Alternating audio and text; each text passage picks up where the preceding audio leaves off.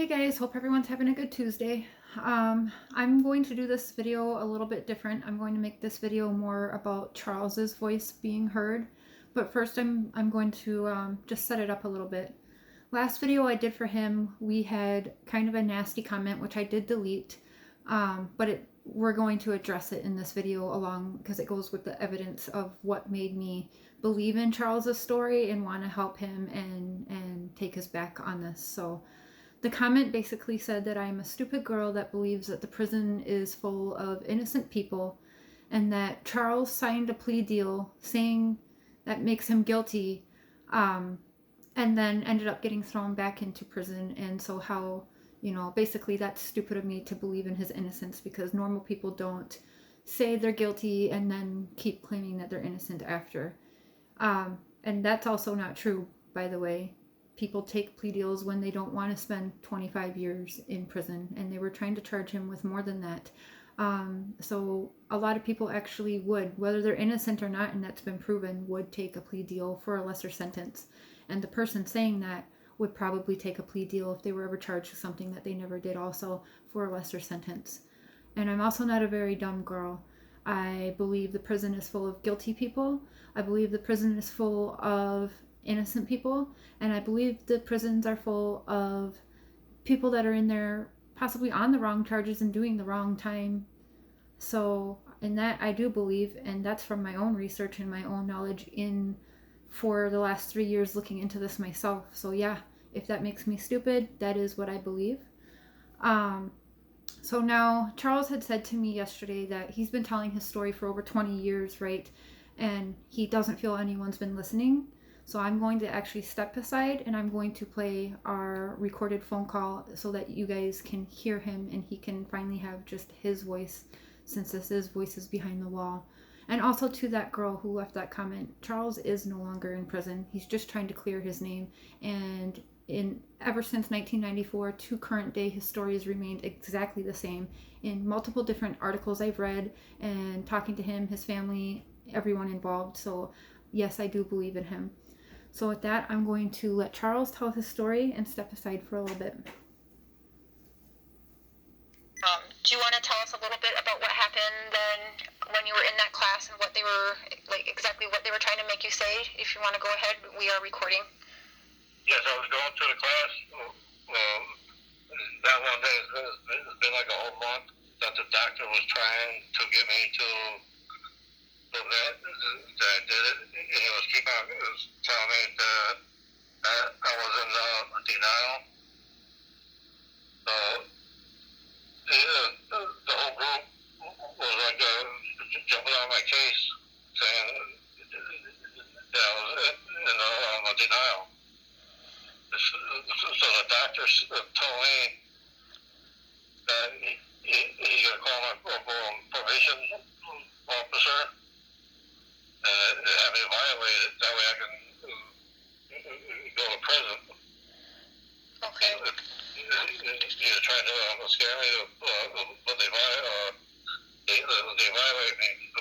The probation officer, he was saying the same thing. Okay. He did write down that I was in denial by my probation officer.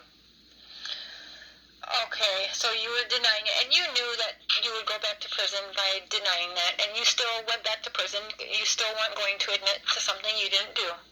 Yeah. Okay. Now let's get into the gonorrhea issue. So when Linda brought your niece, we'll still keep your niece's name out of it for now.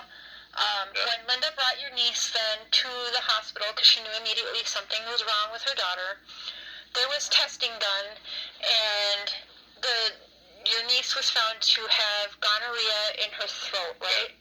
Okay. Now, the father to your niece also had gonorrhea? I think he did. I know Danny's daughter, she was positive for gonorrhea. Yep. But Danny and Jesse, I don't think they got tested. Right. So Danny's passed away now, and I think Linda said he did actually have it. I'll double check with Linda. And then, okay, so your niece had it, and then, was it Linda's husband? So your niece's father had it? Okay. So then it would be your other niece then also had gonorrhea? Yeah, that's Dan's daughter. Oh, right. Right. So Danny's daughter also had gonorrhea. However, okay, so the important thing is, though, is that you were tested and you were negative of gonorrhea. Yeah. Everybody on my side of the family was negative. So now that's a big thing right there. Yeah. I mean, how they couldn't use that alone is beyond me. But the whole thing was obviously set up. Very poor investigating. Obviously, it took him 4 years, damn near, to arrest you for it. Yeah. One other question that we got, Charles, was, do you know if that investigator was his name Stephen Weber, right? Yeah.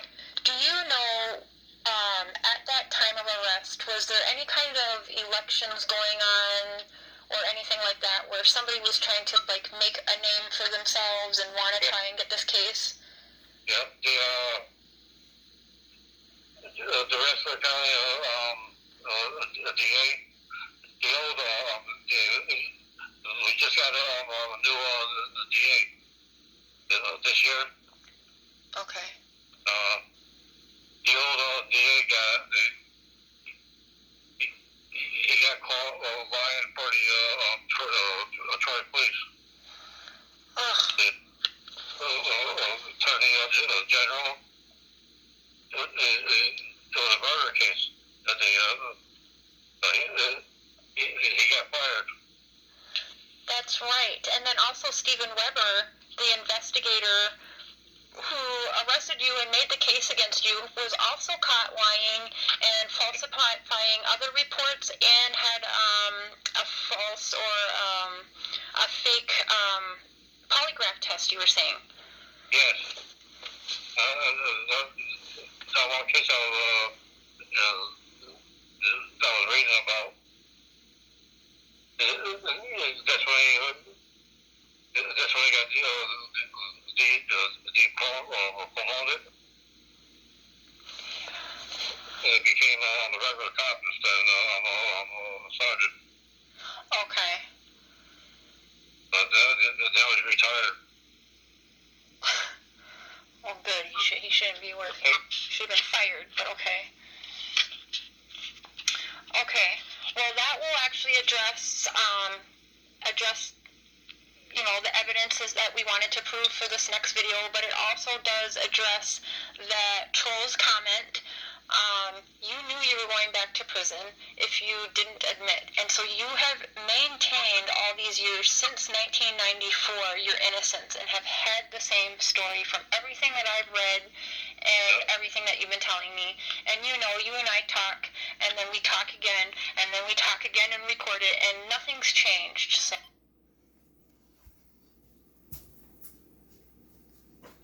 Okay. So with that, if you guys have any questions that you think of, Charles is willing to go on a panel with Tanya and I next Tuesday, and I'll get the times for you and link them below. And you guys will be able to ask him whatever questions that you want. He is willing to answer anything, and he's been very honest with me. One thing that I did tell him and his family was that they had to tell me everything. Whether they thought it made him look bad or made the case look bad at all, that I needed to know it all to help him properly. And he hasn't held anything at all back, you guys. So next Tuesday, you'll be able to see and talk to Charles yourself, since he yesterday told me he feels comfortable enough to do that. I'm just going to remind everyone to be kind. I'm not going to leave the comments here. His family, his daughter is on this channel, his friends, his sister, his niece, so they're all on this channel watching this and sending this around to their friends and family as well. So I need you guys to be kind. I will delete the nasty ones, as I said before. But they will also probably be addressed if there's questions in there that are actually good enough to address, like the last trolls comment. So Thursday this week I'll be live on panel with Tanya. And then next Tuesday we'll have Charles on and discuss that too. But you guys are welcome on Thursday to ask anything. I have tons of recordings that I go over all the time, and Charles and I talk almost every day, if not every other day for sure. So I'll be able to answer most, and I can make sure to answer anything that I wouldn't know that you ask on Thursday. Otherwise, you can hold it until Tuesday when he's there on the live for you guys to ask yourself, okay? So hope you guys have a good one. Love everyone. Bye.